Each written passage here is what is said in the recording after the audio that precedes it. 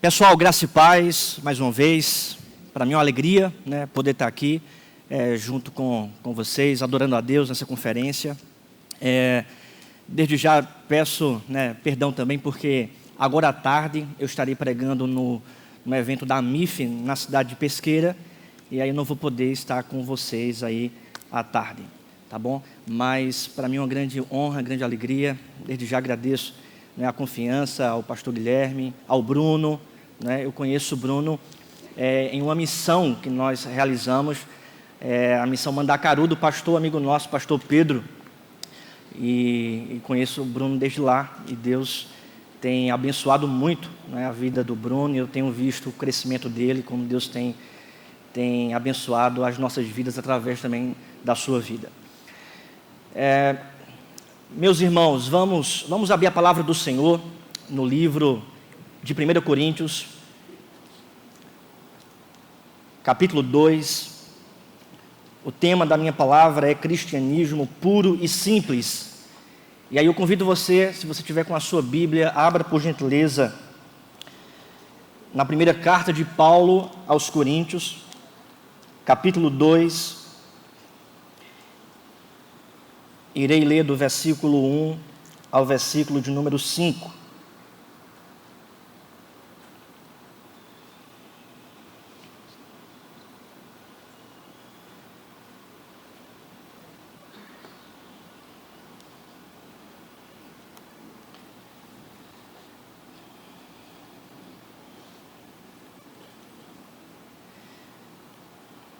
Primeiro Coríntios, capítulo 2, do versículo 1 ao versículo de número 5. Vamos ficar de pé, irmãos, para a leitura da palavra do Senhor?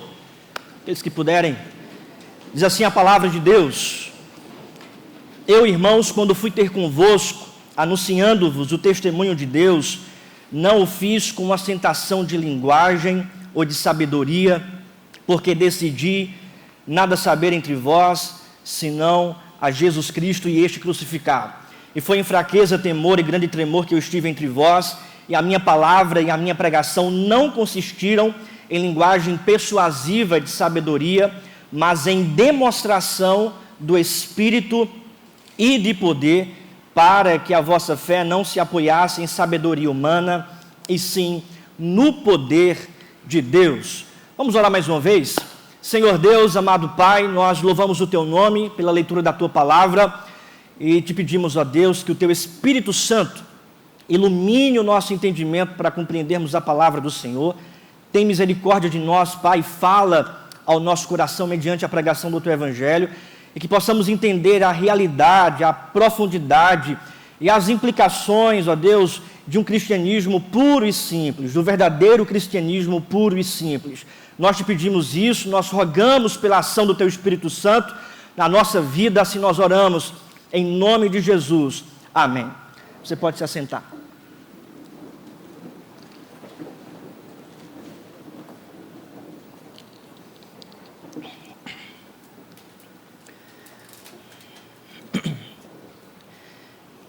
Esse tema, cristianismo puro e simples, na verdade, é um livro bastante conhecido, de um autor chamado C.S. Lewis, que escreveu uma série de artigos, que foi fruto de palestras que ele estava dando, artigos que estão fundamentados na palavra do Senhor e que é um resumo, uma síntese das verdades centrais do Evangelho. No tempo em que nós estamos vivendo, de uma forma geral, de um modo geral, a igreja, ela infelizmente tem abandonado esse cristianismo puro e simples, tem abandonado as verdades centrais do Evangelho. Eu digo isso de um modo geral. Os evangélicos no nosso país, no Brasil, apresentam um evangelho muito sincrético, apresentam um evangelho muito cheio de coisas que não estão na palavra, coisas que estão fora das Sagradas Escrituras, ao ponto de um autor chamado Michael Horton, falando sobre um cristianismo sem Cristo, afirmar que nos nossos dias o cristianismo, ele apresenta mais algo sincrético, ou seja, algo que envolve outras religiões do que, propriamente dito, o Evangelho do Senhor Jesus.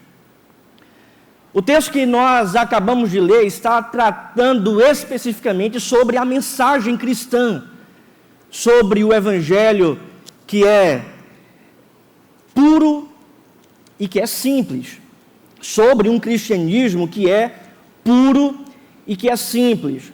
O apóstolo Paulo está falando sobre isso para uma igreja, a igreja que estava ali na cidade de Corinto, uma igreja que estava recebendo influências de outras tradições, de outras ideologias, de outras filosofias, adulterando assim o cristianismo que recebera da parte do apóstolo Paulo e tornando um cristianismo impuro e um cristianismo complexo. O apóstolo Paulo escreve essa carta, portanto, com o objetivo de apresentar o verdadeiro cristianismo para aqueles crentes. Interessante que o apóstolo Paulo, ele se considera pai espiritual dos crentes que viviam ali na cidade de Corinto. Foi o apóstolo Paulo que plantou essa igreja ali nessa cidade. Agora, o que me chama a atenção é que o apóstolo Paulo plantou essa igreja por volta de 46, 45 depois de Cristo.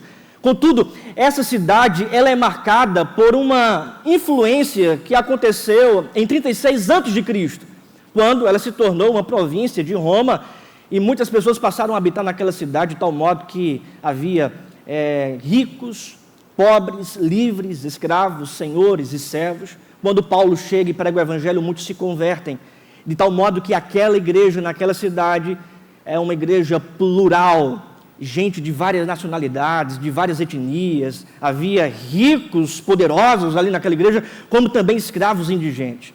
Havia também um grupo de judeus dentro daquela igreja que pediam sinais, pediam provas da grandeza de Deus, como também havia gregos ali dentro daquela igreja que influenciava a igreja em uma oratória apenas humana, em ostentação de linguagem, e por causa dessa insuficiência no cristianismo puro e simples que Paulo tinha pregado, passaram a existir ali falsas doutrinas, heresias, e por essa razão, problemas práticos. Há um teólogo comentando esse texto que afirma que por causa da insuficiência doutrinária, ou seja, por causa da rejeição de um evangelho, de um cristianismo simples e puro pregado pelo apóstolo Paulo, aquela igreja estava tendo práticas totalmente imorais, contrárias à palavra de Deus. É por essa razão, portanto, que Paulo escreve essa carta para relembrá-los do cristianismo puro e simples pregado pelo apóstolo Paulo. Havia gregos que adotavam o sofisma grego e que os seus seguidores procuravam imitá-los em sua retórica, em sua oratória, mas Paulo, portanto, escreve essa carta dizendo que não é isso. O evangelho não é isso, o cristianismo não é isso. E é por esta razão que ele diz no versículo 1, o texto que lemos: eu, irmãos, quando fui ter convosco, anunciando-vos o testemunho de Deus, não fiz com ostentação de linguagem ou de sabedoria. Aquela igreja estava aderindo a essa ostentação de linguagem, a essa sabedoria humana, tornando o cristianismo complexo e impuro. E por essa razão Paulo vai relembrá-los de um cristianismo genuíno, puro e simples. Aquela igreja estava sofrendo de um cristianismo místico, sincrético, adulterado, um cristianismo mundano. Paulo, portanto, vai relembrá-los do verdadeiro cristianismo. É por esta razão que eu gostaria de apresentar para os irmãos o evangelho, a natureza do tema central das Sagradas Escrituras. Eu gostaria de apresentar para vocês o cristianismo como ele é, puro e simples, através do texto sagrado. E a primeira verdade é que o cristianismo puro e simples tem a sua origem em Deus. O cristianismo puro e simples tem a sua origem em Deus. Veja o que diz o texto, versículo 1, acompanhe comigo. Eu, irmãos, quando fui ter convosco, anunciando-vos o testemunho de Deus, não o fiz com ostentação de linguagem ou de sabedoria. Entenda, Paulo vai relembrá-los da mensagem que que ele pregou quando esteve em Corinto. Ele vai dizer: eu, irmãos, quando fui ter convosco. Ele trata da mensagem cristã não para líderes religiosos. Ele trata da mensagem cristã não para pregadores. Ele trata da mensagem cristã para os seus irmãos em Cristo. Eu, irmãos, homens e mulheres que tinham aceitado o Evangelho, se rendido ao Evangelho como de fato ele é. Ou seja, todos nós precisamos entender qual é a essência do cristianismo, do Evangelho. Ele chama a atenção de toda a igreja. Ele chama a atenção de todos nós. E ele diz: quando fui ter convosco, anunciando-vos o testemunho de Deus. Ele diz que estava ali anunciando o testemunho de Deus. Essa palavra anunciar, ela remete no grego a um arauto, ou seja, alguém que é comissionado pelo seu estado, pelo seu soberano, por um governador, a ir a um determinado lugar e pregar em alta voz, anunciar em alta voz a notícia desse reino, desse governo, desse estado. É a finalidade de um arauto, alguém que foi chamado para comunicar uma boa notícia. Paulo, portanto, está aqui apresentando essa verdade, que ele foi chamado para anunciar uma notícia, para proclamar uma notícia. Não é a sua notícia, não é a sua mensagem, mas é a mensagem de Deus, é a notícia que vem de Deus, anunciando-vos o testemunho de Deus. Note, Paulo chegou em Corinto não anunciando o seu cristianismo. Paulo chegou em Corinto não anunciando a sua própria mensagem. Paulo chegou em Corinto não anunciando o seu testemunho pessoal. Mas Paulo chegou em Corinto anunciando o testemunho de Deus, a mensagem de Deus, a verdade que tem origem no Senhor. De tal modo que o cristianismo puro e simples não é um cristianismo fabricado por mãos humanas. Não é um cristianismo fabricado pela denominação, não é um cristianismo fabricado pela religião, mas o cristianismo puro e simples vem das mãos de Deus, vem da palavra de Deus, vem da voz de Deus, vem do eterno, daquilo que é eterno. De outro modo seria temporal, seria circunstancial, mas o evangelho apresentado por Paulo, o cristianismo apresentado por Paulo é eterno, atemporal, ultra circunstancial, por quem vem de Deus, e Deus é eterno. A mensagem, portanto, tem a sua origem em Deus, e o cristianismo puro e simples tem a sua origem em Deus. Note que Paulo utiliza a palavra testemunho. Em outras traduções aparece a palavra mistério. Há dois teólogos da igreja, chamado Agostinho, Santo Agostinho, Ambrósio, que preferem um termo até mistério. Talvez na sua tradução tenha o termo mistério aí em vez de testemunho. Mas a maioria dos tradutores do Novo Testamento preferem o termo testemunho por entender que Paulo não está apresentando um mistério, mas está revelando o mistério da antiga aliança e apresentando, de fato, a notícia de Deus. É justamente isso que nós lemos lá no versículo 10. Mas Deus nulo revelou pelo Espírito. O que olhos não viram, o que ouvidos não ouviram, nem jamais penetrou no coração humano, o que Deus tem preparado para aqueles que amam, versículo 10, mas Deus nulo revelou. À luz do contexto, portanto, Paulo está apresentando o Evangelho, está abrindo a cortina da revelação e apresentando para a igreja esse mistério que agora é revelado. Testemunho, mistério, uma coisa é certa. O cristianismo, ele tem a sua origem em Deus e não no homem. O cristianismo, ele vem de Deus e não do homem. O cristianismo é o anúncio autoritativo, público e solene das verdades eternas de Deus. É por esta razão que o cristianismo não é antropocêntrico, não tem origem no homem, nem é para o homem, mas o cristianismo é divino, tem origem em Deus e é para a glória de Deus. O cristianismo não é humanismo. Você não está no centro. Você não está no centro de todas as coisas. O cristianismo não pensa somente em você.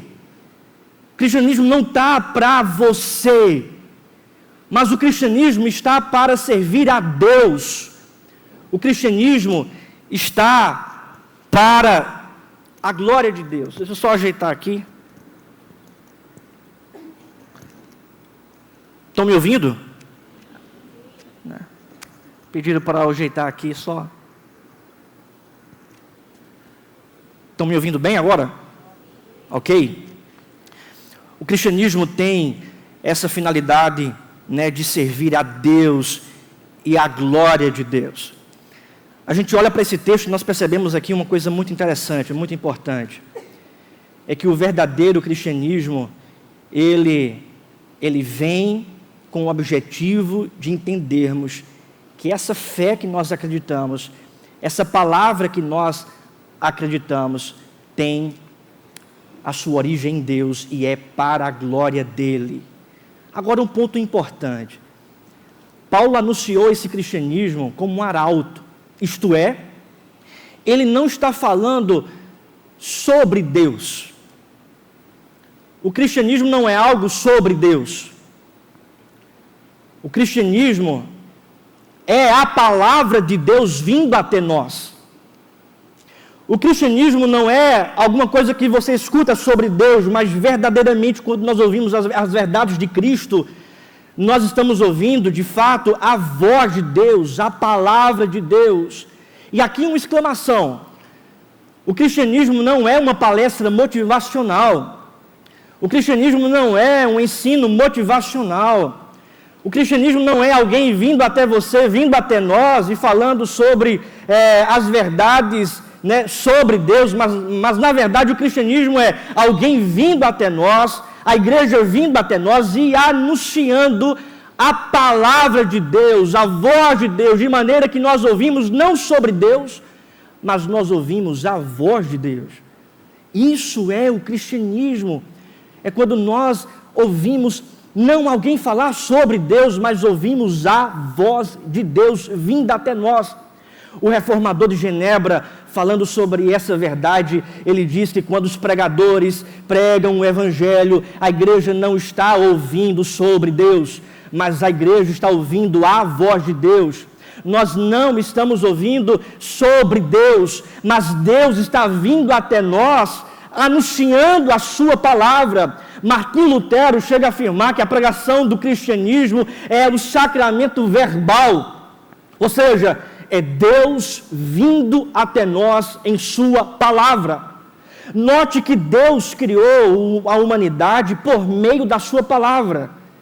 Deus também regenera a nossa vida, transforma a nossa vida por meio da sua palavra, que é viva, que é eficaz, por meio da sua palavra que vem até nós e nos dá uma nova vida, transformação, regeneração.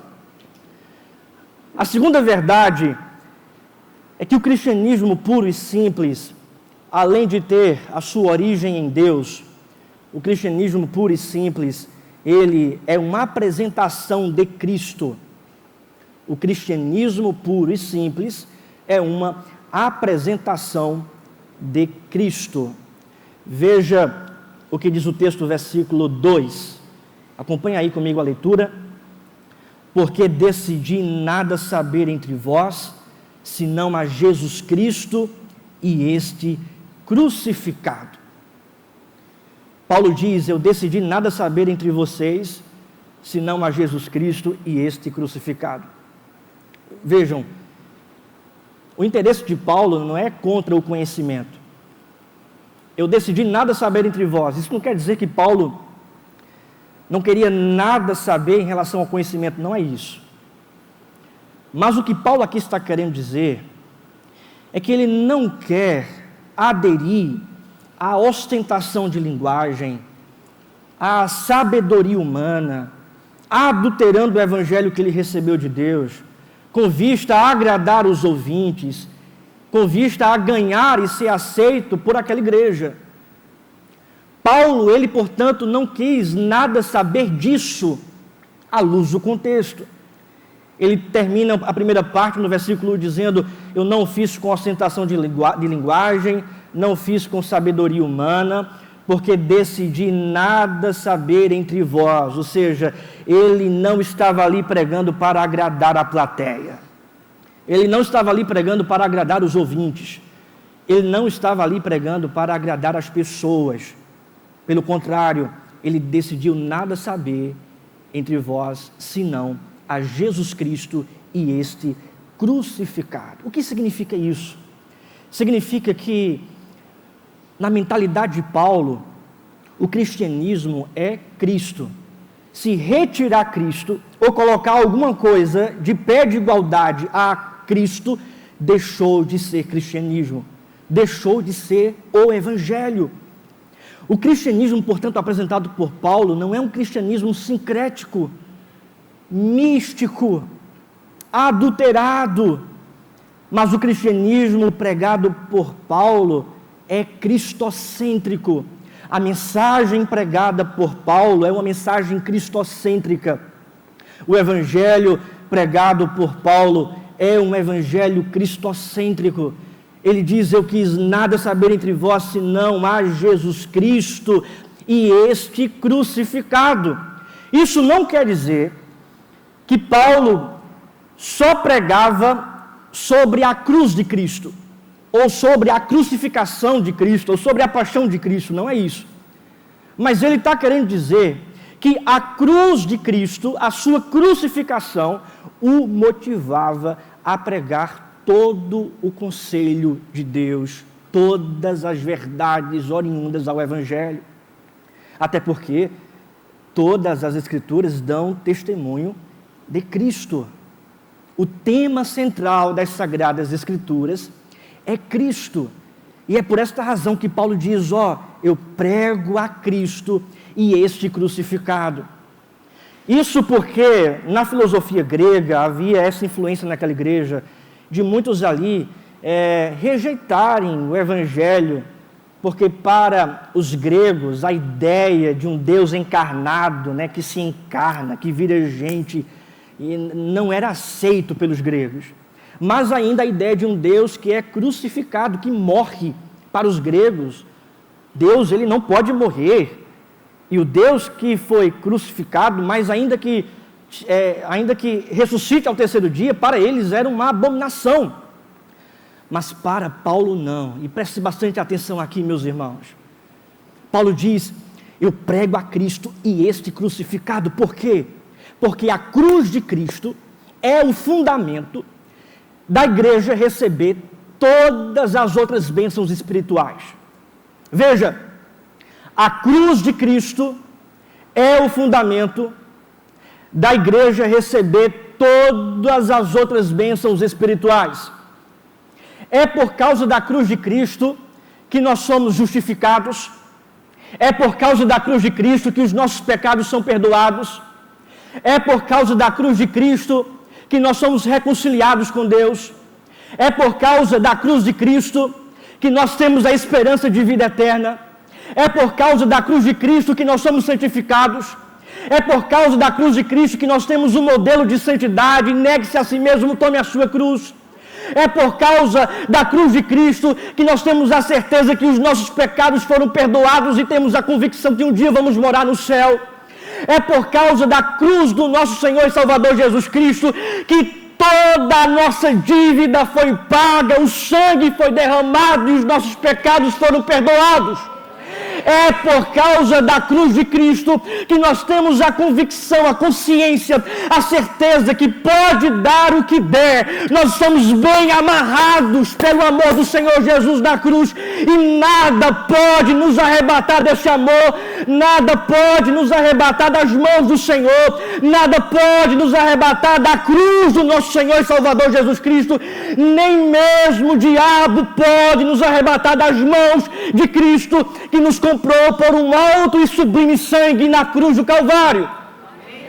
É por esta razão, meu querido irmão, que nós não podemos ter nenhuma dúvida que a cruz de Cristo, ela é a motivação para nós pregarmos o Evangelho. pela base fundamental de que por meio dessa cruz nós recebemos todas as outras bênçãos espirituais. Todas as outras bênçãos espirituais. Veja, não há nada mais sublime no Evangelho, no cristianismo, do que a cruz de Cristo. O apóstolo Paulo falou sobre isso. Longe de mim gloriar-me, senão na cruz do nosso Senhor e Salvador Jesus Cristo, escrevendo a sua carta aos Gálatas, capítulo 6.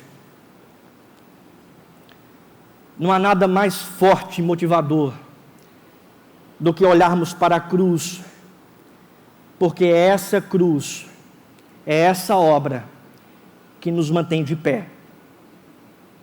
Você pode imitar Jesus nos exemplos, pode procurar obedecê-lo nos seus ensinamentos, mas jamais você pode fazer daquilo que ele fez na cruz.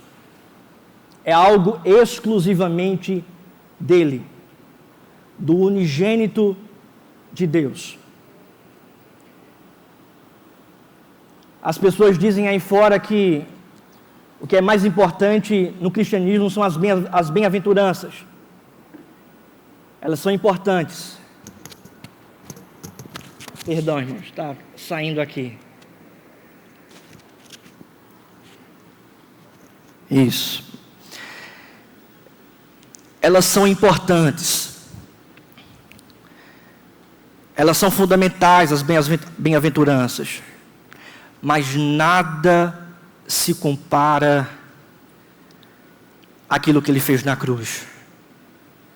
Nada se compara à obra redentiva, ao ato da redenção na cruz do Calvário. Você não consegue imitar o que ele fez na cruz. É por isso que, quando nós olhamos para a cruz de Cristo, nós percebemos que a obra da salvação, da redenção, daquilo que ele fez por nós, não está em nossas mãos, mas está nele e no que ele fez por nós. E aqui revela a graça de Deus, porque a cruz aponta para o fato de que nós não conseguimos ser aceitos por Deus pelas nossas boas obras. Nós não conseguimos agradar a Deus com a nossa própria vida. Nós não conseguimos ser justo como Deus quer que sejamos, buscar a Deus do modo que Ele quer que desejamos, fazer o bem de acordo com a sua santa lei. Nós não conseguimos fazer isso. Paulo mesmo disse: não há um justo sequer na face da terra, pois todos pecaram e destituídos estão da glória de Deus. Quando nós, portanto, olhamos para a cruz, nós percebemos que Ele fez tudo isso por nós. Ele morreu pelos nossos pecados, Ele cumpriu a lei pelos nossos delitos em nossa vida. Ele foi à cruz para nos representar em bondade, em justiça e em busca perfeita a Deus, algo que nós não conseguimos fazer. É por isso que a obra da salvação, o cristianismo puro e simples, não é garantido por mim, nem por você. Não tem garantia em nós, mas tem garantia exclusivamente em Jesus Cristo. Ele garante a tua salvação. Ele garante que você está no caminho certo. Ele garante que você está trilhando um novo caminho. Ele garante que você tem a salvação não pela sua obra, mas pela obra dele na cruz. E aquele que começou essa boa obra, ele vai terminar.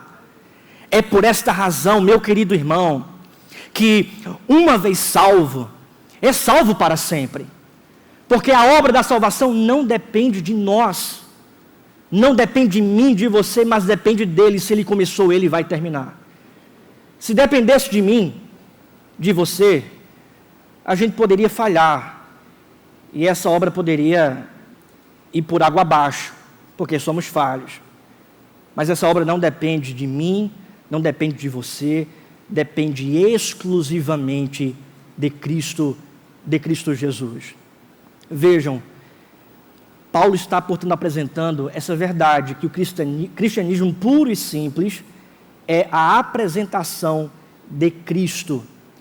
E note que Cristo, portanto, apresenta a redenção. Cristo não vem para nos apresentar moralismo.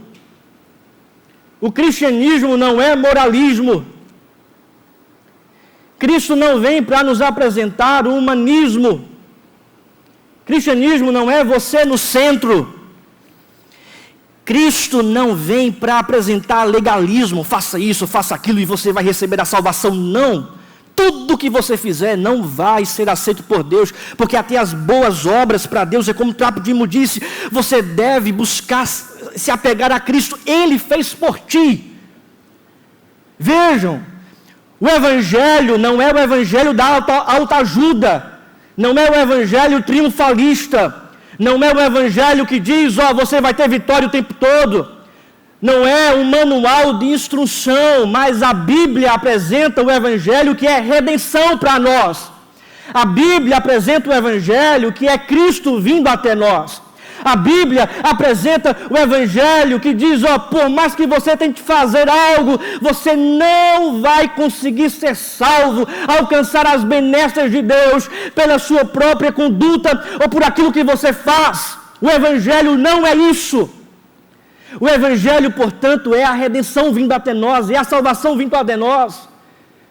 Michael Horton, no seu livro Cristianismo Sem Cristo, ele diz que, infelizmente, em nossos dias, as pessoas têm olhado para a Bíblia como um manual de instrução. E a Bíblia não é um manual de instrução. A Bíblia contém sim instrução, mas mais que isso, a Bíblia é a redenção. A Bíblia é a revelação da nossa salvação. A Bíblia é o fato de que Jesus Cristo veio até nós, morreu pelos nossos pecados, e nós devemos crer em Cristo Jesus, e só assim receberemos vida eterna. A igreja, portanto, não tem o direito de pregar um outro evangelho, senão o evangelho de que Deus amou o mundo de tal maneira que deu seu Filho unigênito, para que todo aquele que nele crê não pereça, mas tenha a vida eterna. A igreja não tem o direito de pregar um outro cristianismo, senão o cristianismo de que um menino nos nasceu, um filho se nos deu, e o governo está sobre os seus ombros. A igreja não tem o direito de pregar um outro cristianismo, senão o cristianismo de que Deus prova do seu próprio amor para conosco, pelo fato de ter Cristo morrido por nós, sendo nós ainda pecadores.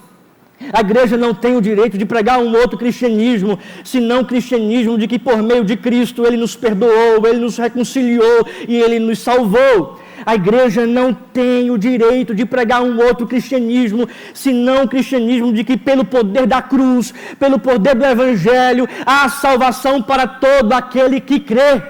A igreja não tem o direito de pregar um outro Evangelho, senão o Evangelho de Cristo. Não há uma outra mensagem, não há um outro conteúdo, não há nada que possa substituir a pessoa e a obra de Jesus Cristo. Paulo disse, decidi nada saber entre vós, senão a Jesus Cristo e este crucificado. Infelizmente, meus irmãos, nós vivemos em um tempo onde o cristianismo tem sido adulterado. Você vê, o cristianismo da autoajuda. Você vê um cristianismo, onde você vai receber a ajuda das pessoas. E não tem nada de ilegal nisso, mas o cristianismo não tem a ver com isso. Você vê, por exemplo, o cristianismo triunfalista, que diz que você vai ter vitória o tempo todo, que diz que você vai ter sucesso o tempo todo, que diz que você vai passar no concurso público, no vestibular. Estuda não. Você vê o evangelho, o cristianismo da prosperidade, que diz que você vai ter dinheiro o tempo todo, que vida com Deus se resume à prosperidade financeira.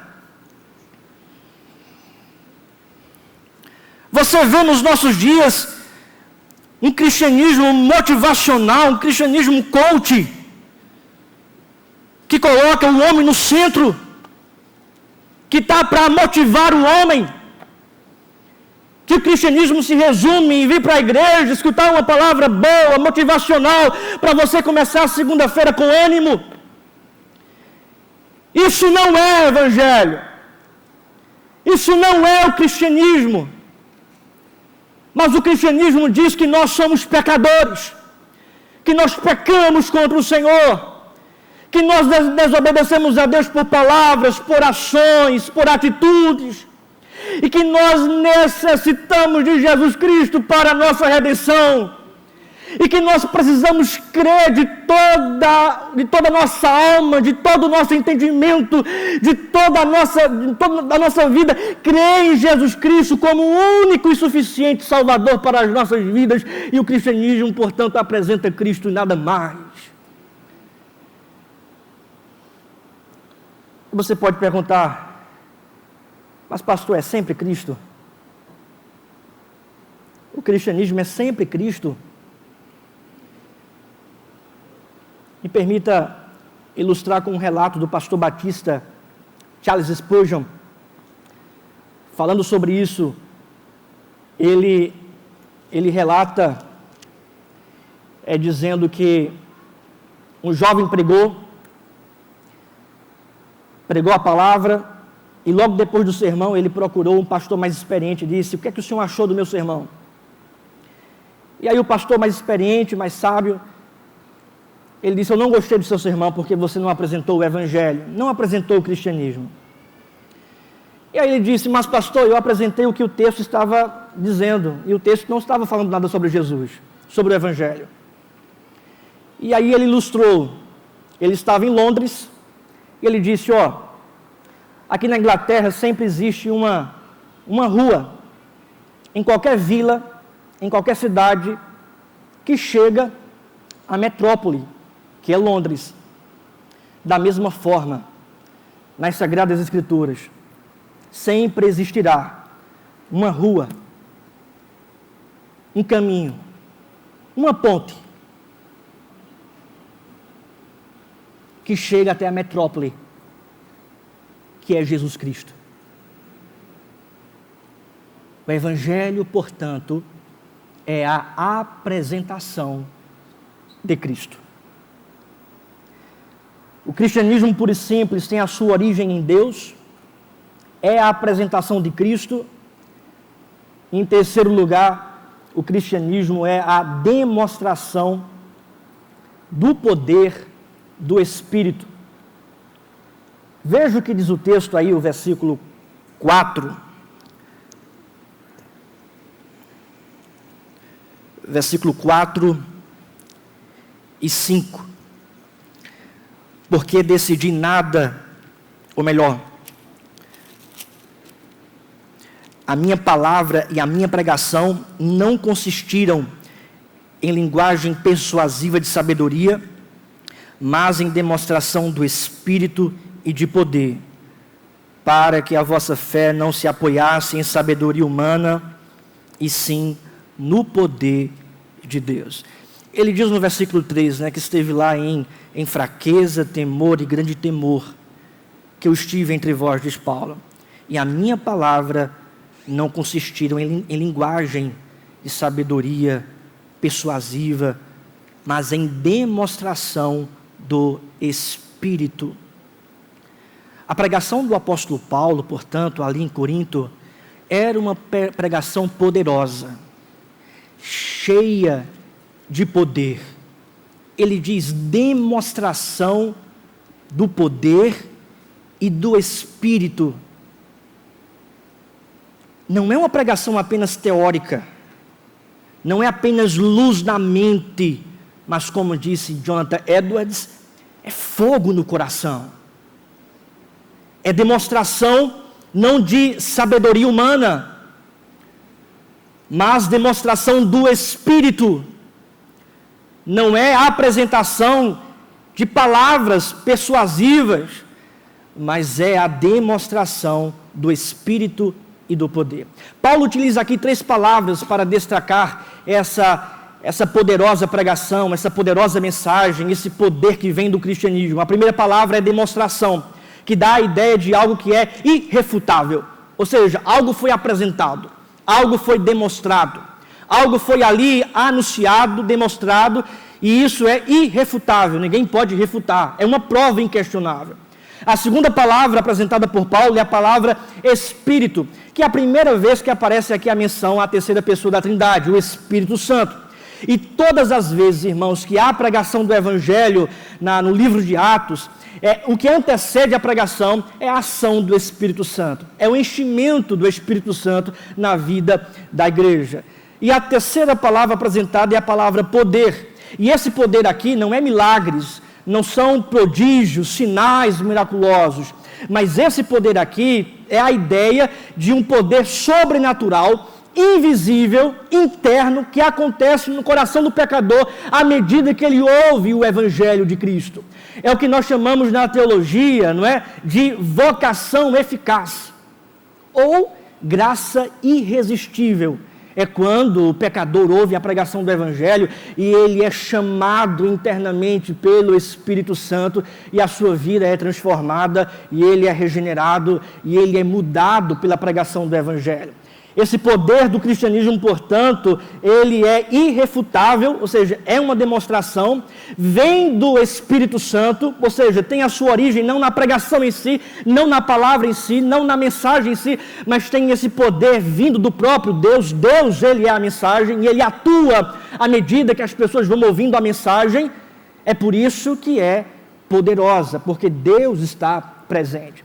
Há um teólogo chamado Thomas Watson, que ele disse que a pregação do cristianismo é o homem batendo, né, na porta do coração. E ele está batendo na porta do coração. Mas vem o Espírito Santo com a chave e abre essa porta. Somente o Espírito Santo pode transformar vidas. Somente o Espírito Santo pode mudar vidas. Somente o Espírito Santo pode testificar a realidade do Evangelho em nosso coração. Você pode falar, evangelizar, anunciar, mas se não tiver a presença do Espírito Santo, será apenas palavras de homens.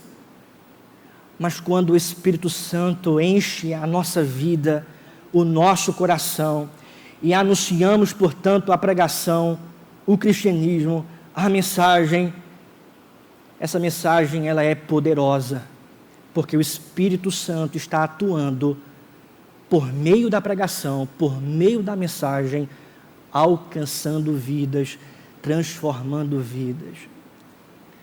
O cristianismo, portanto, tem a sua origem em Deus, é a apresentação de Cristo e, em terceiro, é a demonstração do poder do Espírito Santo. É por esta razão, meu querido irmão, que o crente precisa viver de joelhos, clamando pela ação do Espírito.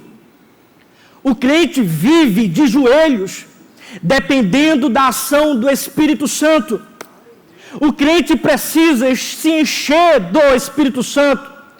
O cristão precisa se encher da presença, da plenitude, do amor, da graça que há na terceira pessoa da Trindade, o Espírito Santo.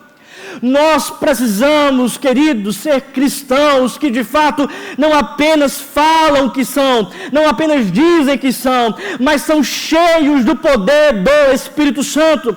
Você pode falar muita coisa, mas se não houver a ação do Espírito Santo, de nada vai adiantar. Um Jesus te ama, cheio do Espírito Santo, é mais eficaz do que 1000 palavras, isenta da ação do Espírito. Nós precisamos depender da ação do Espírito Santo. Queridos, nós precisamos sempre procurar viver de acordo com o Espírito Santo, se encher desse Espírito, depender desse Espírito, porque o cristianismo puro e simples é a demonstração do Espírito Santo na nossa vida e através da nossa vida. O cristianismo, portanto, ele tem a sua origem em Deus. O cristianismo é a apresentação de Cristo. E terceiro, o cristianismo é a demonstração do poder do Espírito Santo. Amém? Fiquemos de pé e vamos orar.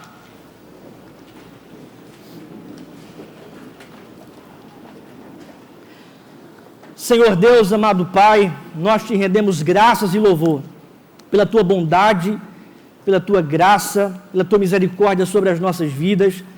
E nós glorificamos o teu nome, Senhor, porque sabemos que a mensagem que nós recebemos, a fé em que nós cremos, ela tem origem no Senhor, ela é a apresentação do nosso Redentor e Salvador Jesus Cristo, e ela é a demonstração do poder do Espírito. Assim nós te somos gratos por tua verdade, pela palavra que nós recebemos, pela tua bondade, por tua misericórdia. Assim nós oramos em nome de Jesus. Amém. Amém. A igreja pode sentar.